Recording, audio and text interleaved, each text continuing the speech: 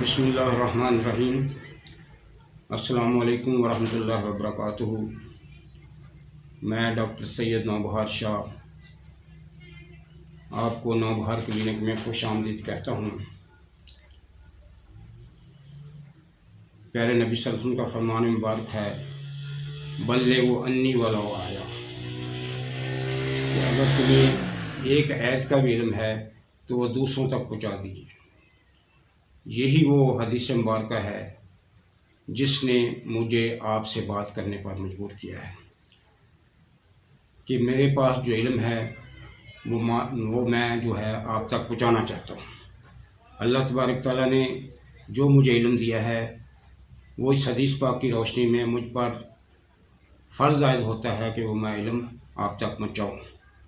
میرے نہایت ہی قابل احترام میرے بھائیوں اور بہنوں، اللہ تبارک تعالیٰ نے جب سے یہ دنیا بنائی ہے اور جب سے انسان کو پیدا کیا اس دنیا میں بھیجا ہے، اللہ تبارک تعالیٰ نے انسان کی ہر ضرورت اس دنیا میں انسان کے ساتھ ہی پیدا فرما دی۔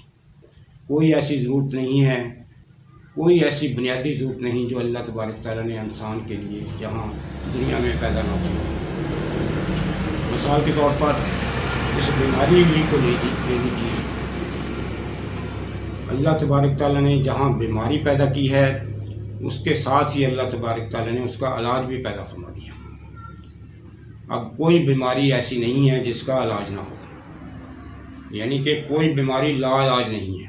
وہ علیحدہ بات ہے کہ ہمیں اس بات کا علم نہیں ہے، ابھی ہم اس کی تشخیص نہیں کر سکے، لیکن اللہ تبارک تعالیٰ نے وہ ضرور بیماری پیدا کی۔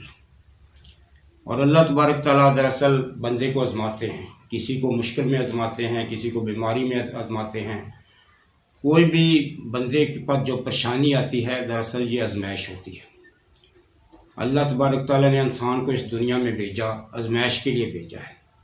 یہ دنیا جو ہے امتحان گاہ ہے، یہاں آزمائش ہو رہی ہے ہماری، یہاں ہمارا امتحان ہو رہا ہے۔ اللہ تبارک تعالیٰ ہمیں دیکھ رہے ہیں کہ کون میرے حکم کے مطابق زندگی بسر کرتا ہے اور کون میری جو ہے وہ میرے حکم کی عدولی کرتا ہے۔ بہرحال آزمائش ہو رہی ہے ہر بندے کی۔ اللہ تبارک تعالیٰ کسی کو بیماری دے کر آزماتے ہیں، کسی کو صحت دے کر آزما رہے ہیں، کسی کو دولت دے کر آزما رہے ہیں، کسی کی کم دولت دے کر آزما رہے ہیں، کسی کو عزت دے کر آزما رہے ہیں، کسی کو حکومت دے کر آزما رہے ہیں، کسی سے حکومت چھین کر آزما رہے ہیں۔ وَتُعِزُّ مَن تَشَاءُ وَتُذِلُّ مَن تَشَاءُ بِيَدِكَ الْخَيْرُ إِنَّكَ عَلَىٰ كُلِّ شَيْءٍ قَدِيرٌ۔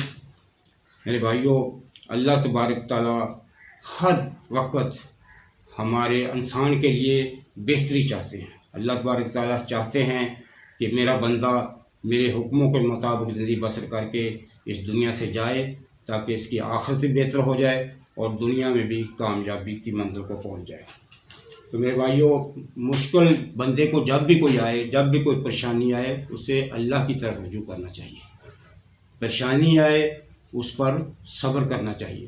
اگر کوئی اللہ تبارک تعالیٰ کی طرف سے راحت ملے، خوشی ملے، تو اللہ کا شکر ادا کرنا چاہیے۔ مومن کا معاملہ بھی بڑا عجیب ہے۔ پیارے نبی صلی اللہ علیہ وسلم نے فرمایا کہ مومن کا معاملہ دونوں حالت میں مومن جو ہے فائدے میں رہتا ہے۔ اگر اس کو کوئی تکلیف پہنچتی ہے تو اس پر وہ صبر کرتا ہے، تو یہ بھی اس کے حق میں بہتر ہے۔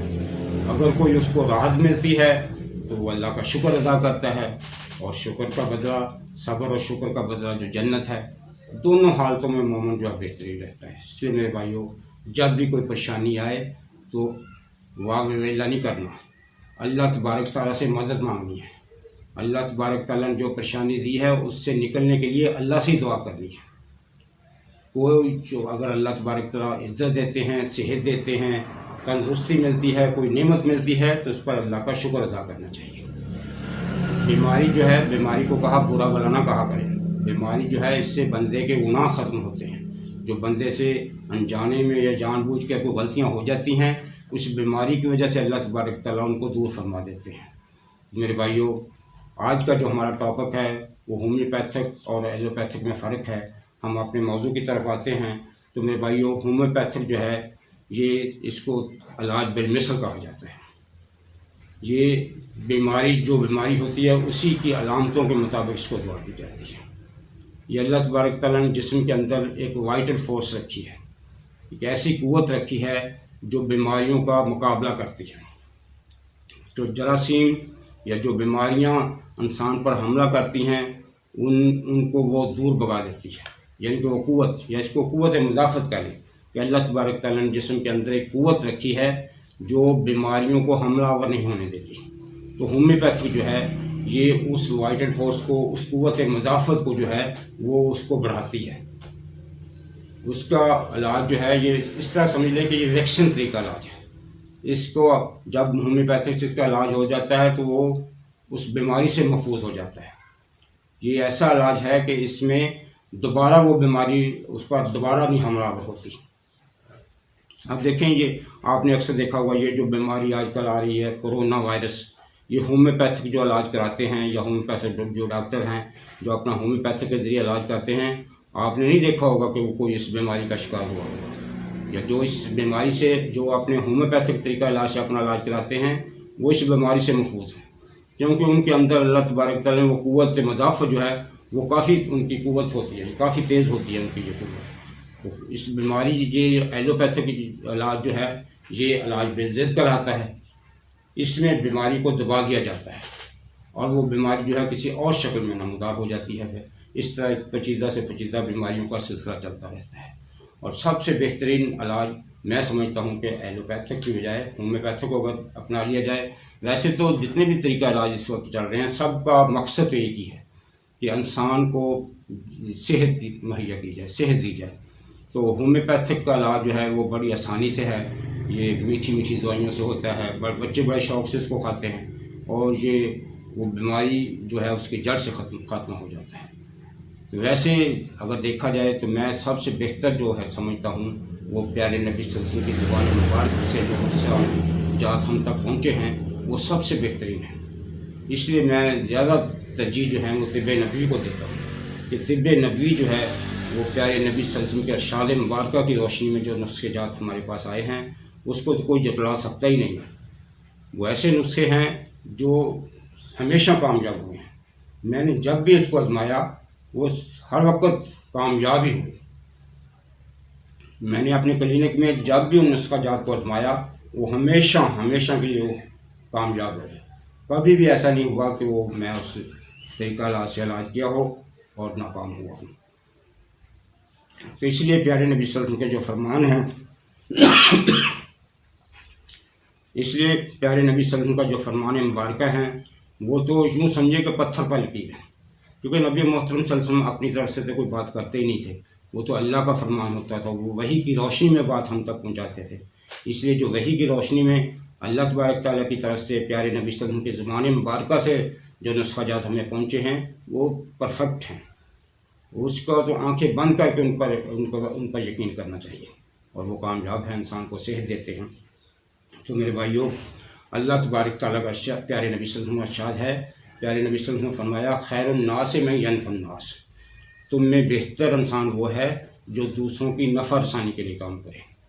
یہ ارشاد پاک جو ہے یہ ہمیں دوسروں کی خیر خواہی کا جذبہ ہمارے اندر ابھارتا ہے کہ دوسرے انسانوں کے کام آئیں، دوسروں کی مدد کریں.